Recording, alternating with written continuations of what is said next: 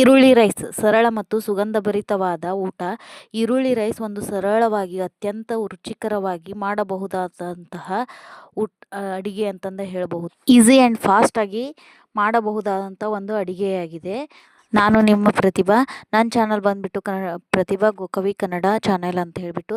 ಯಾರೆಲ್ಲ ನನ್ನ ಚಾನಲ್ನ ಸಬ್ಸ್ಕ್ರೈಬ್ ನೋಡ್ಕೊಳ್ದೇ ಇರೋ ಹಾಗೆ ನೋಡ್ತಾ ಇದ್ದೀರಾ, ಪ್ಲೀಸ್ ಸಬ್ಸ್ಕ್ರೈಬ್ ಮಾಡಿರಿ, ಸಪೋರ್ಟ್ ಮಾಡಿರಿ. ಬನ್ನಿ, ಸ್ವಲ್ಪನೂ ಕೂಡ ಟೈಮ್ ವೇಸ್ಟ್ ಮಾಡದೆ ಈ ರೈಸ್ನ ಮಾಡೋದು ಹೇಗೆ ಅಂತ ನೋಡೋಣ ಬನ್ನಿ.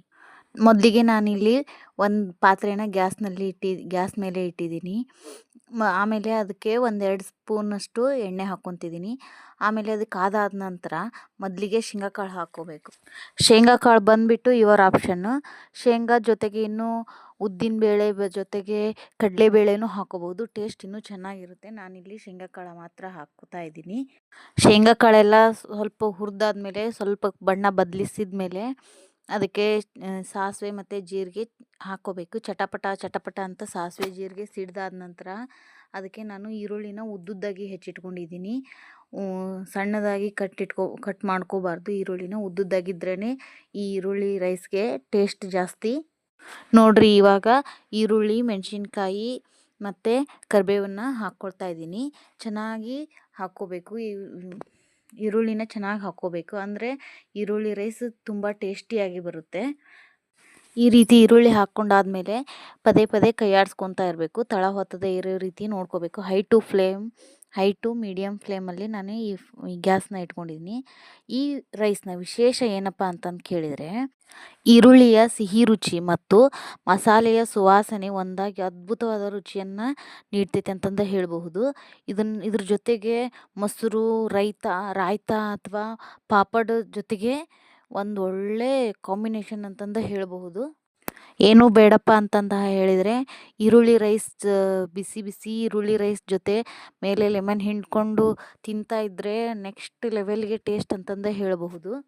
ನೀವು ಕೂಡ ಒಂದು ಸಾರಿ ಈರುಳ್ಳಿ ರೈಸ್ನ ನಿಮ್ಮ ಫ್ಯಾಮ್ಲಿಯವರಿಗೆ ಮಾಡಿಕೊಡಿ. ಭಾಳ ಟೇಸ್ಟ್ ಅಂತೂ ವೆರಿ ಗುಡ್, ಸೂಪರ್, ಫಂಟಾಸ್ಟಿಕ್ ಅಂತಂದೇ ಹೇಳಬಹುದು. ಈ ಬ್ಯುಸಿ ಲೈಫ್ನಾಗ ಕಡಿಮೆ ಸಮಯದಲ್ಲಿ ಸಿದ್ಧವಾಗುವಂಥ ಈ ರೈಸ್ ಮಕ್ಕಳಿಗೆ, ದೊಡ್ಡವ್ರಿಗೆ ಇಷ್ಟ ಆಗ್ತೈತಿ. ಮತ್ತು ಇದನ್ನ ಮಧ್ಯಾಹ್ನಕ್ಕೂ ಊಟ ಮಾಡ್ಕೋಬಹುದು. ಟಿಫಿನ್ ಬಾಕ್ಸ್ ಅಥವಾ ರಾತ್ರಿ ಊಟಕ್ಕೂ ಟ್ರೈ ಮಾಡ್ಕೋಬಹುದು. ಬ್ಯಾಚುಲರ್ಸ್ಗೆ ಮತ್ತು ಅಡುಗೆ ಕಲಿಯುವಂಥ ಬಿಗಿನರ್ಸ್ಗೆ ಹೇಳಿ ಮಾಡಿಸಿದಂತಹ ರೆಸಿಪಿ ಆಗೈತಿ ಇದು, ಈ ಈರುಳ್ಳಿ ರೈಸ್. ಇವಾಗಲೇ ಉಪ್ಪು ಹಾಕ್ಕೊಂಡು ಈರುಳ್ಳಿನ ಚೆನ್ನಾಗಿ ಬೇಯಿಸ್ಕೋಬೇಕು. ಕಲರ್ ಬದಲಿ ಆಗೋವರೆಗೂ ಈರುಳ್ಳಿ ಬೇಯಬೇಕು.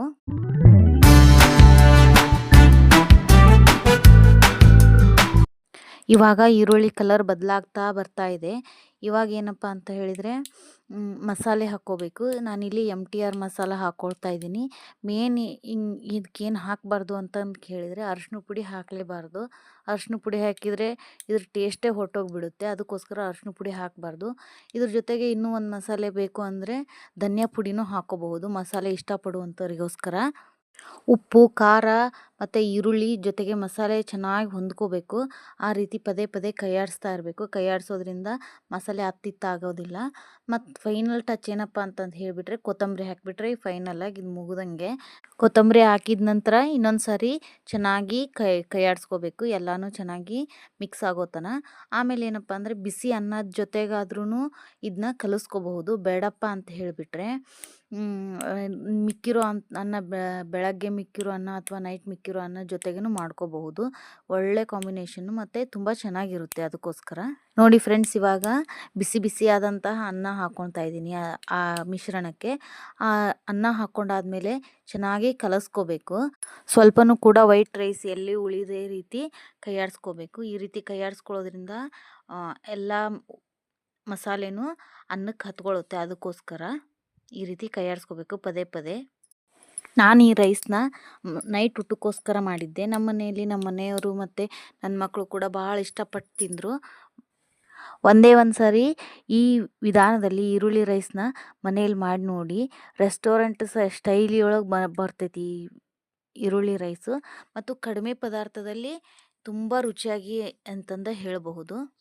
ಫೈನಲಿ ನಾನು ಇದಕ್ಕೆ ಲಿಂಬೆಹಣ್ಣು ಹಿಂಡ್ತಾ ಇದ್ದೀನಿ.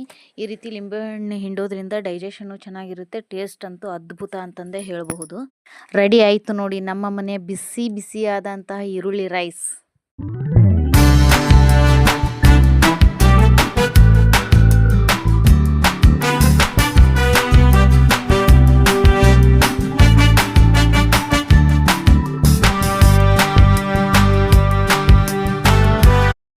ಈ ಈರುಳ್ಳಿ ರೈಸ್ನ ಪ್ಲೇಟಿಗೆ ಹಾಕ್ಕೊಂಡು ಬಿಸಿ ಬಿಸಿಯಾದಂತಹ ರೈಸ್ನ ತಿಂತಾ ಇದ್ದರೆ ಆಹಾ ಸೂಪರ್ ಟೇಸ್ಟ್ ಅಂತಂದೇ ಹೇಳಬಹುದು.